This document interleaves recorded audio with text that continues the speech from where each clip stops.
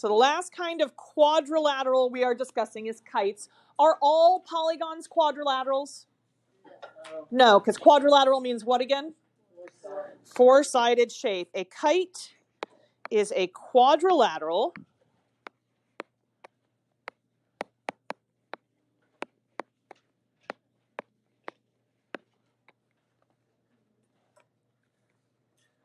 with two pairs of adjacent congruent sides.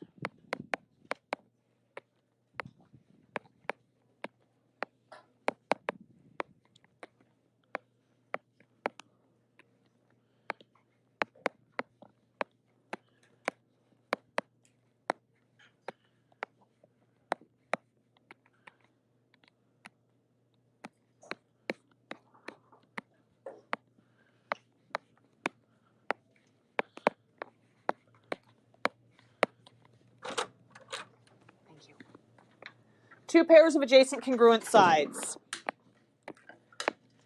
Not parallel. Everything else we've talked about, parallelograms, rectangles, squares, rhombuses, even trapezoids, we had parallel stuff.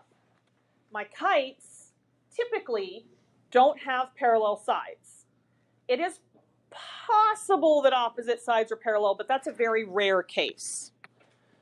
All right, so our sides, we have two pairs of adjacent congruent sides.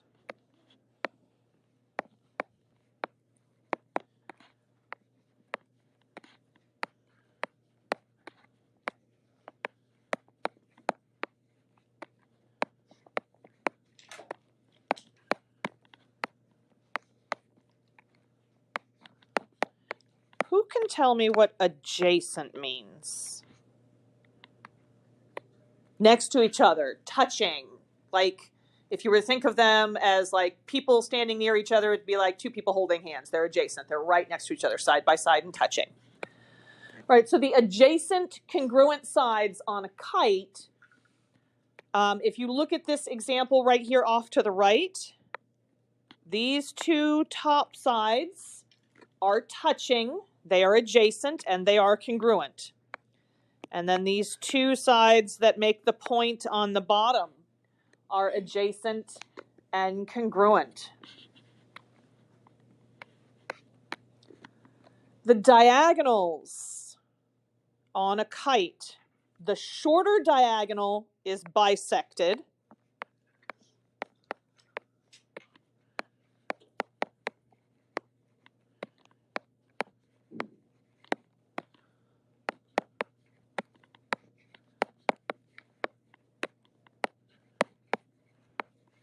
And the diagonals are perpendicular.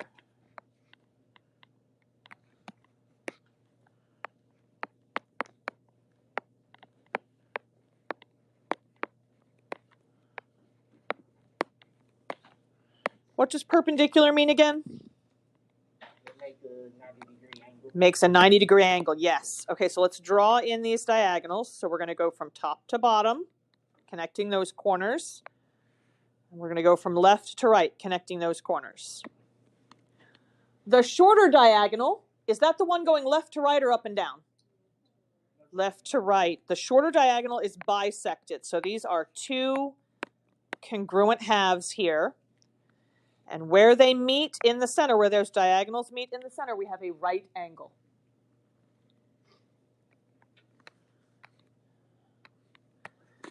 The angles. We have one pair of opposite congruent angles.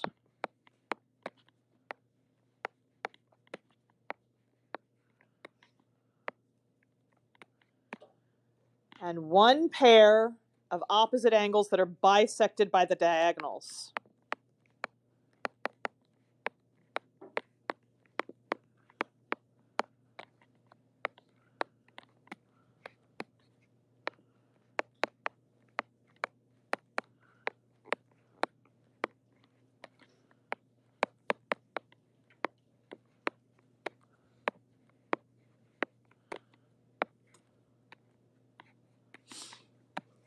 All right.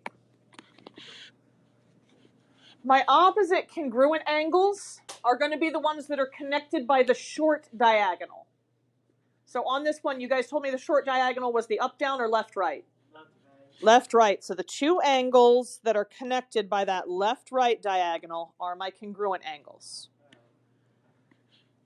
The two other angles are not congruent to each other, but they are being bisected. So this angle here would be the same size as the other side of it right there. And down at the bottom, these two little pieces are the same size as these two little pieces here. Or that little angle is the same size as the other little angle. One pair of opposite angles are congruent. They'll be the ones connected by the shorter diagonal. And one pair of opposite angles are bisected by the diagonals. Those would be the angles that are connected by the longer diagonal. All right. Let's try a couple of practice problems now.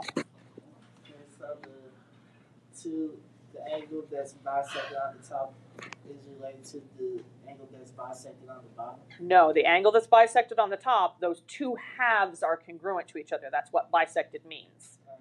The one on the bottom is also being bisected, but it does not have the same size or any relationship necessarily to that one up on the top. Okay. It's just being cut in half. Yes. So that's the only way they're related? Mm-hmm. They're both being cut in half. All right, let's go look at examples 8, 9, and 10. So example number 8 says, if KLMN is a kite, find the measure of angle N.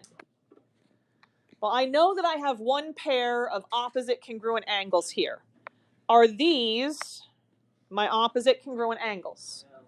No, because we've got the sizes on them. One is 71 degrees, one is 52 degrees. So those aren't my opposite congruents. Which angles would have to be the congruent ones? L and N. Let's mark them as congruent. And I'm going to label them both as X. They're congruent, so they're the same size, so I can use the same variable for both of them. Now, if I'm going to find those angles, I need to use all the angles inside this shape, because I don't know how big each one of those little angles is by themselves. Does anybody remember what we call it when we have all the angles added together inside of shape? What word would we use to describe adding all the angles? Sum. We want the sum of the interior angles. And if you guys remember from what we did at the beginning of this module, the sum of the interior angles is n minus 2 times 180. Where that little n stands for what? Number of sides, yes. Little n stands for number of sides. Well, how many sides do we have? We have 4 sides, so I would have 4 minus 2 times 180. What is 4 minus 2 times 180? I'd have 2 times 180. What is 2 times 180? 360. So the sum of these interior angles is 360 degrees. So what that means is if I take the measure of angle M plus the measure of angle N plus the measure of angle L plus the measure of angle K, that's all going to add up to this 360 degrees. Well, angle M, we know how big that one is, right? 52 degrees. So 52 degrees plus angle N, we don't know, so we're going to put X in for N. We're also going to put X in for which other angle? Angle L also gets an X. And then plus angle K, which would be 71. It's equal to 360. All right. So far, so good? Okay, let's look at our like terms and combine some like terms together. I have an X and an X. That'll combine to give me what?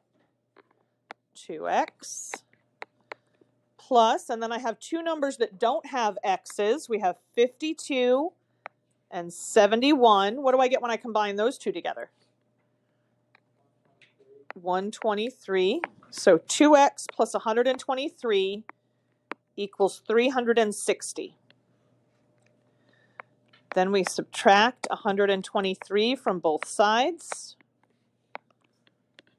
And that means 2x equals what?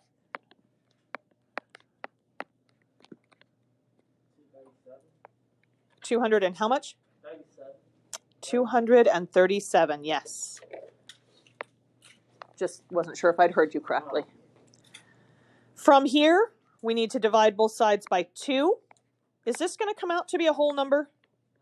Nope, 7 is an odd number, so 237 is an odd number. So we're going to have a decimal, but that's okay. What is 237 divided by 2? 118.5.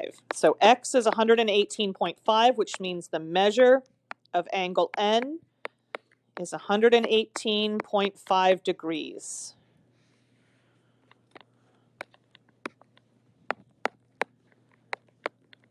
All right. Let's see if we can walk through another one that's just like that, and then I'll give you guys the opportunity to practice one on your own. Number 9.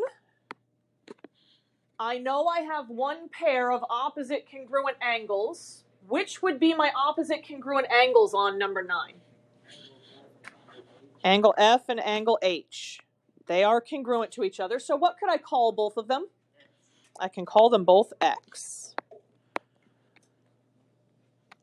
So we're going to add up our angles. The measure of angle F plus the measure of angle G plus the measure of angle H plus the measure of angle J is equal to, do I need to do the sum of the interior angles all over again, or do we know how many degrees this four-sided shape would add up to? It's going to be 360 again. It has the same number of sides as this kite over here, so that means it would have the same sum because that's based on the number of sides. So this is going to be equal to 360 degrees. So now we're going to substitute in the place of F, we're going to put X, plus in the place of G, we're going to put 128, plus in the place of H, we're going to put another X, plus in the place of J, we'll put 72 degrees, equals 360. So then we have to combine our like terms. We have X and X that combines to give us what? 2X. And then what happens when we combine our constants, 128 and 72? 200. So 2X plus 200 equals 360. Then we're going to subtract 200 from both sides. What is 360 minus 200? 160. Then we're going to divide both sides by 2. What is 160 cut in half? 80. So the measure of angle F is 80 degrees. Before I set you guys loose on number 10, do you have any questions for me? Okay, I want you guys to do number 10. I'm going to give about 2 minutes for number 10.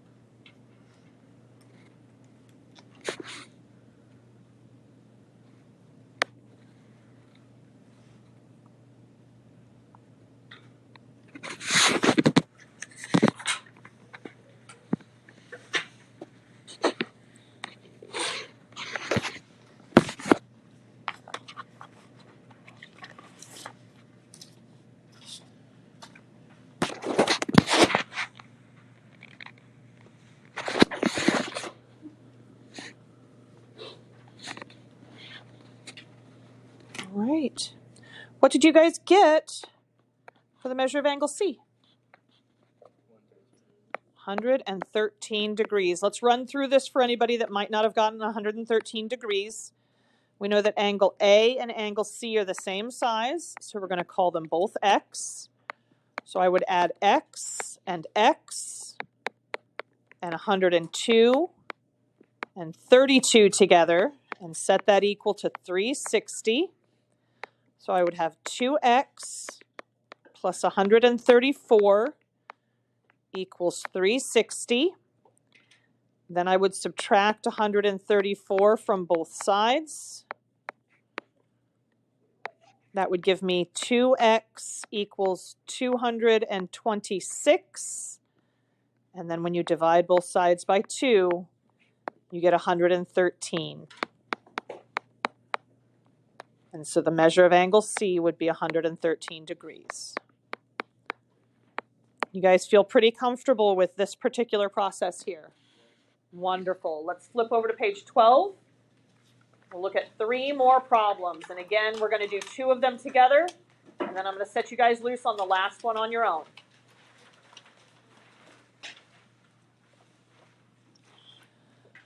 All right, number 11 says quadrille ABCD is a kite. In addition to having one pair of opposite sides that are congruent, we have 2 pairs of adjacent sides that are congruent. So they show us on the picture that AB and BC are the same size. They show me that AD and DC are the same size. It says they want me to find AD and the perimeter of the kite. So let's find AD first. AB and BC are congruent. AD and DC are congruent. There's another pair of congruent segments here. Which other pair of segments are congruent? AE and EC, that shorter diagonal, is being cut into 2 congruent halves. What's happening right here where these 2 diagonals are crossing each other? It's forming a right angle. So they want me to find AD. AD is this side right here. That's the side I'm looking for. Because it forms right angles right here where the diagonals are crossing, that means my kite has been cut into 4 little whats? What kind of triangles? Not isosceles. Right triangles. It'd be isosceles if I had 2 pairs of congruent sides, like on there. I have this little triangle that's congruent to this one, but I don't have 2 congruent sides just on that little triangle. That's why it's not isosceles. But this triangle right here would be a right triangle because this is a right angle right here. We are looking for AD. It's a right triangle. Do I know 2 sides of that right triangle? Yes. Then what could I use to find the 3rd side? Pythagorean theorem, a squared plus b squared equals c squared. What part of the triangle always has to go in for c? The hypotenuse. What's the hypotenuse of the little yellow triangle? AD. So we're going to put AD in the place of c. So what goes in for A and for B then? 12 and 24. 12 goes in for one of them. 24 goes in for the other one. So I have 12 squared plus 24 squared. What is 12 squared? 144. Plus, what's 24 squared? 576. So 144 plus 576 equals AD squared. What do we get when we add 144 and 576 together?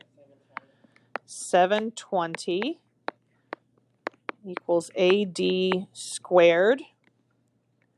Now what do I do? Square root. If you do it to one side, you got to do it to the other side. So over on the right, the squared and the square root are going to cancel each other out. And let's take this out to 3 decimal places. What do you guys get? 26.832. is equal to AD, or 833, depending on how you round that. So that's the first thing they asked me for, 26.832. So this side over here is 26.832. The next thing they asked me for is the perimeter. What do we have to have if we're going to find the perimeter? Measure of all sides. I need the measure of all four sides. And I only have one side right now, correct? We have two. What other side do I have? DC or CD. How big is that? 26.832. Wonderful. Okay, so I got 2 out of the 4 sides. We still need a side here. I need either AB or BC. Why don't we look at BC? They're the same size, so does it really matter? Doesn't really matter. But I'm going to look at this right here because I know that that is what shape? Triangle. What kind of triangle? Right triangle. It is a right triangle. And how many sides of that right triangle do I know? 2. So what can I use to find A or BC? Pythagorean theorem. Pythagorean theorem. A squared plus B squared equals C squared.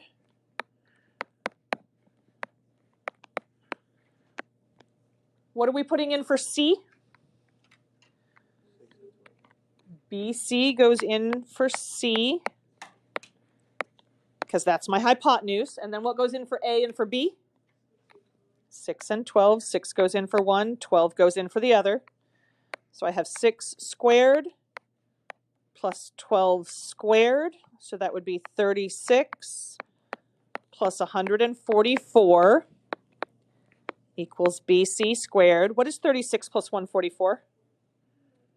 180. So 180 equals BC squared. What do I do now? Square root both sides. Over on the right, the squared and the square root cancel out, so I have just BC remaining on the right. And taking it out to 3 decimal places, what is the square root of 180? 13.41, and then I didn't hear the last number. 6, thank you. How do you put what in the calculator?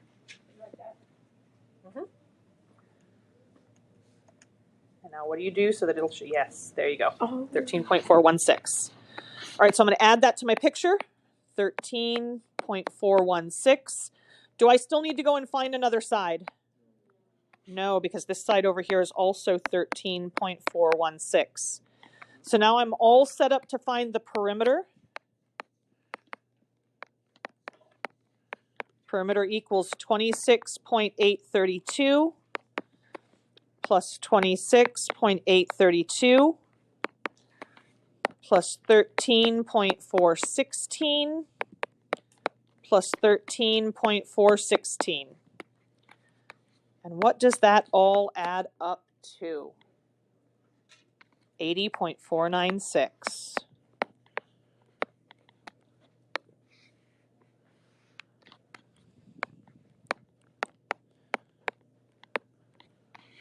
Very nicely done. All right. You guys doing okay with this? Yes. All right. Do you want to try the next one on your own? All right. Let's take a moment. I will give you guys, let's take 4 minutes for you to do the next one on your own. If we're all done in less than 4 minutes, then we'll go through it together sooner than that. But you have up to 4 minutes to work on this on your own.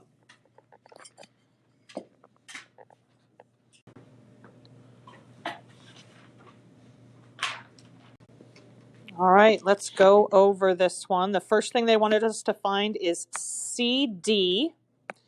They have marked on the picture that BC and CD are the same size. They have marked on the picture that AB and AD are the same size. I know there's something else up here that's also the same size. What other 2 pieces are also the same size? BT and TD.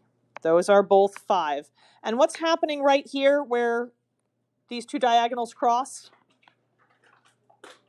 It's forming a right angle. That's absolutely correct. All right, we are supposed to find CD. What did you guys get for CD? I'm sorry, I didn't hear you. How much? 9.433.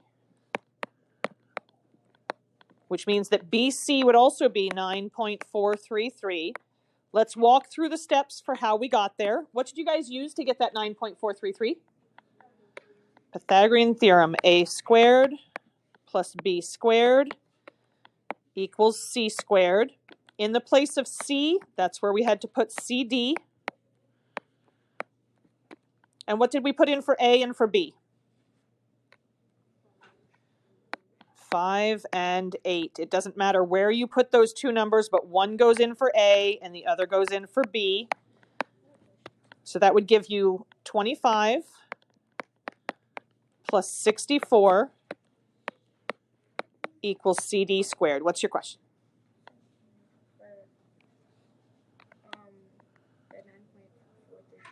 Mm-hmm.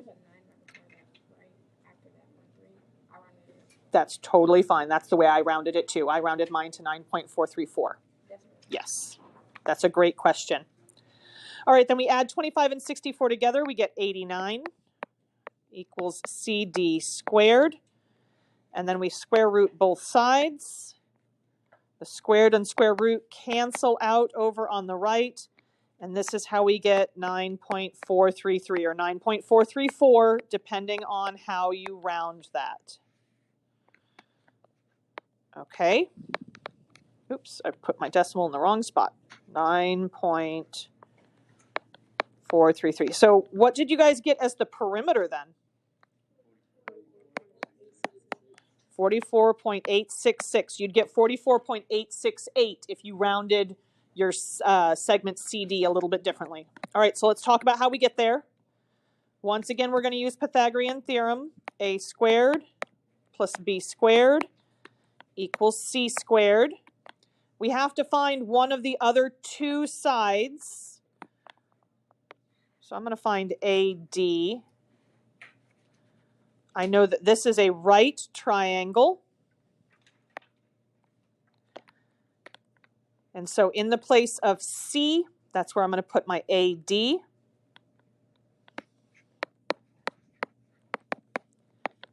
So I have AD squared.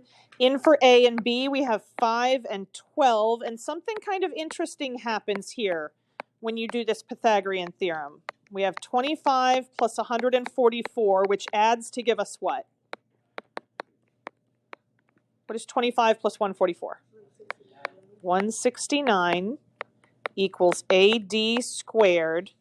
And then you square root both sides. And what do you have when you do the square root of 169? 13. It came out to a whole number. Doesn't often happen, but that means that 5, 12, and 13 are a Pythagorean triple. So then to find the perimeter, we're going to add 9.433 plus another 9.433 plus 13 plus 13, because these two sides are 13. And that's how we get 44.866. Again, you'd have 44.868 if you rounded slightly differently for your segment CD. All right. Very nicely done. There is one last problem in your packet. I'm going to let you guys do this one on your own as well. Let's see if we can get a little bit faster. Let's take 3 minutes instead of 4 minutes to do this one.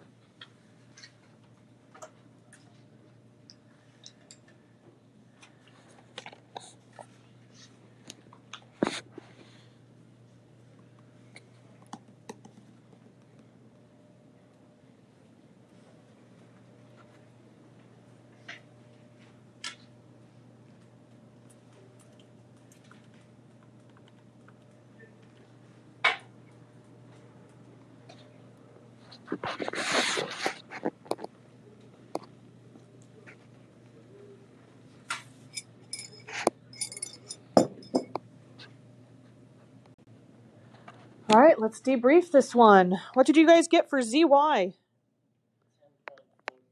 10.44, or 10.440 if you took it out to 3 decimal places. And so what did you get for the perimeter then? 30.88. Let's talk about how we got both of these, but if you got those values, you did the problem correctly. So the first thing I would do on this problem is I would mark WX congruent to WZ, XY congruent to ZY, and then this little segment right here that's 3 is congruent to the little segment on the other side, which would also be 3. And then I have right angles here. We want to find ZY first. So that would be looking at this little right triangle, Pythagorean theorem. A squared plus B squared equals C squared. The piece that we're looking for, ZY, would go in for C. Are we always looking for the hypotenuse? Not always on a Pythagorean theorem problem. Be careful. Don't always just assume. It has to be the hypotenuse that is going in for C. So if you have the hypotenuse, you would not put your variable in the place of C. All right, so that gives me 3 squared, which is 9, plus 10 squared, which is 100, equals ZY squared. So we have 109 equals ZY squared. And then you do a square root of both sides, and this is how we got that 10.44. So 10.44 equals ZY. Then to find the perimeter, we're going to need to use Pythagorean theorem again because we're still missing 2 sides.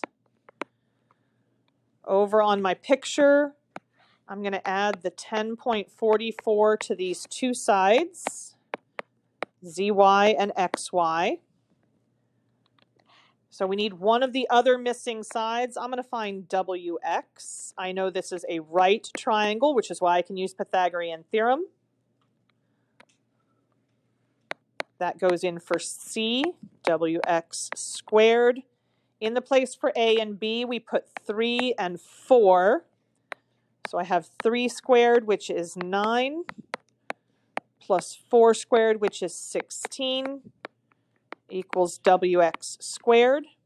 That gives me 25 equals WX squared. And when you do the square root of 25, that's how we get our answer here, which is 5 for WX. So we have 2 sides that are 5 and 2 sides that are 10.44.